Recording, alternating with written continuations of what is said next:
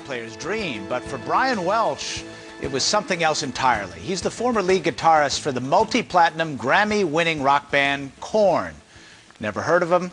Ask your kids. And then you can surprise them with what you learn in this People in the News profile of Brian Welch. Here on a roof, Bible in hand, Brian Welch is a new man.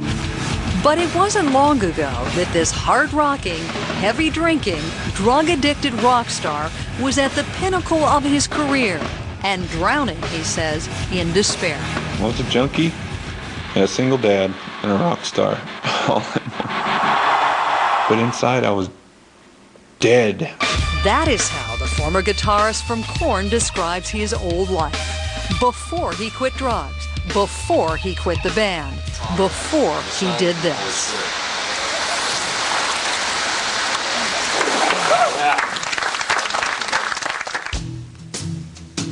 Brian Welch was raised in a Christian home in the industrial farm town of Bakersfield, California. His quiet childhood, a far cry from his wild future. When I was a kid, I was really sad inside, and I was kind of shy. I was weak. I was afraid to fight. I was made fun of a lot, and I started getting into music. It just made me feel like I belonged somewhere, you know? Brian found his calling on the strings of a guitar and discovered a kinship with 4 other teens from Bakersfield, who together formed Korn in 1993. When all the guys in Korn hooked up back when we were kids, it was like we were a part of something that was going to be our own, you know? And not it wasn't about the school, wasn't about a church, it was about something that we're going to create and do something that we feel that we're gifted to do. It was just fun for us. Korn's first record earned accolades from fans and critics alike, with a unique fusion of heavy metal and alternative rock that some called nu metal. But their aggressive song lyrics told dark tales of drugs, sex, and violence. So I take my time, guiding and lay down the line, each cut closer to the bite. They struck a chord with teenage fans. And Awards soon followed. Korn, freak on a leaf! Korn songs topped music charts. Their albums went multi-platinum, and they struck Grammy Gold not once, but twice. I dreamt about this when I was a kid, and 100% of it came true. All the fame and money and touring is crazy. But Brian wasn't happy. To the outside world, I had it all. I had money, Grammys, I had the house, cars, anything I wanted. But the whole time I was with Korn, when we had success, something at home was failing. Life on the road took its toll. Brian's wife left, his marriage fell apart, and he became a single father to their little girl, Janaea. The pressure, he says, led to a deep depression and dependency on highly addictive crystal meth, or speed. I started doing speed full time, every day. I was addicted to Xanax too, and sleeping pills. It's like living in pure hell. I was so miserable. I was like, I just want to go to sleep and never wake up, never. And I really wanted to die. I really did. Late last year, a concerned friend invited Brian to this church in Bakersfield. Brian's pastor, Ron Vieta. I saw tiredness, I saw confusion, and someone who just was really ready for a change in life. I was going after my demonic potential, you know? And that was getting famous, worshiping money, worshiping fame, worshiping all this other stuff that I thought life was all about. That realization prompted Brian to think about leaving the band.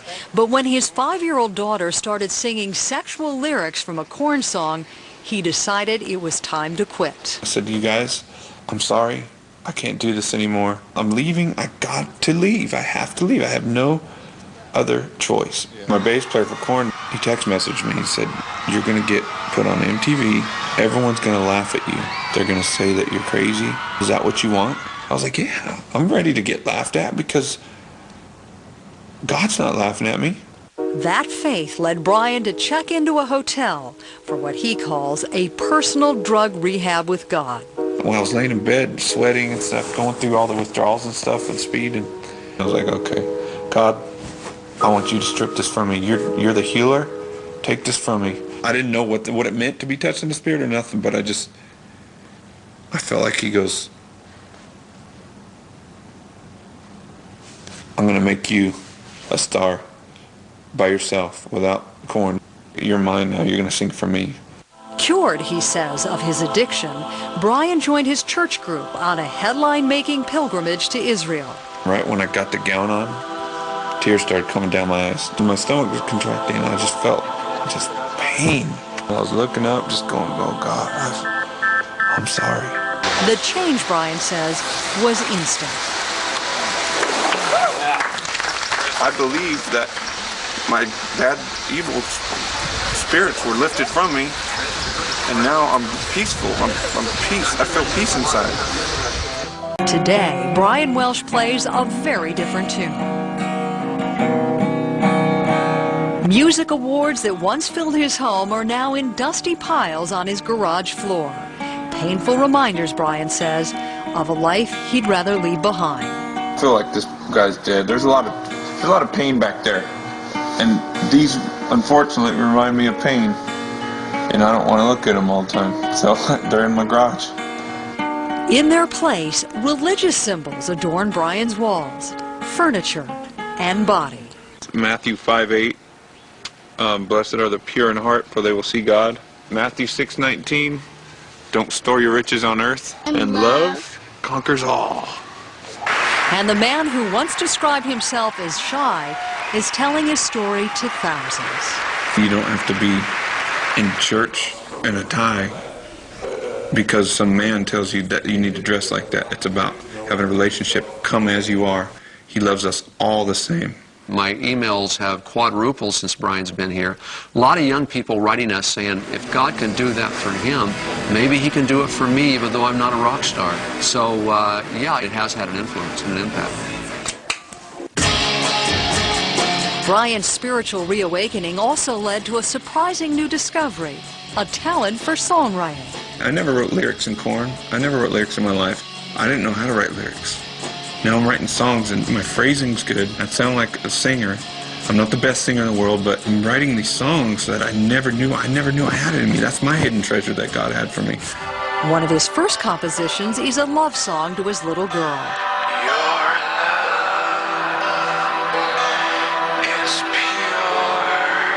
Now he's just a plain regular dad, except he's on fire for Jesus.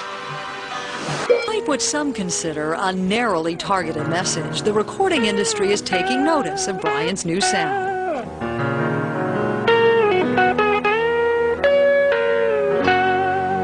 You could label it what you want, but music's music, and just because the lyric content in these songs happen to be uplifting, the music's really intense. His fans are going to love this stuff.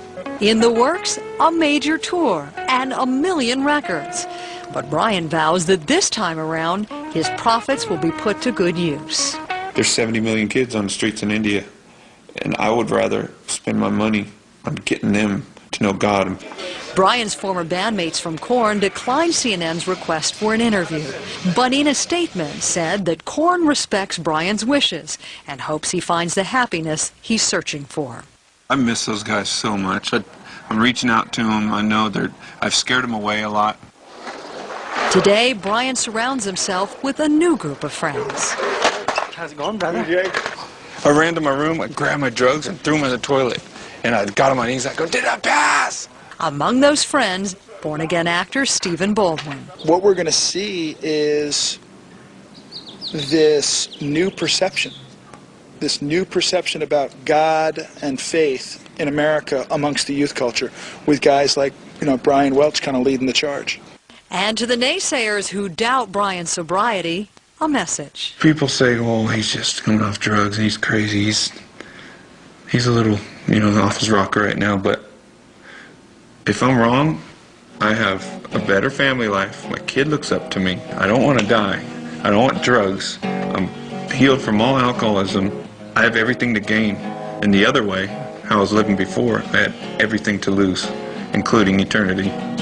So I'm pretty confident in my decision. Brian Welch recently returned from a mission to India where he spent 2 weeks funding and dedicating homes for street children. His first solo album will be in stores this fall.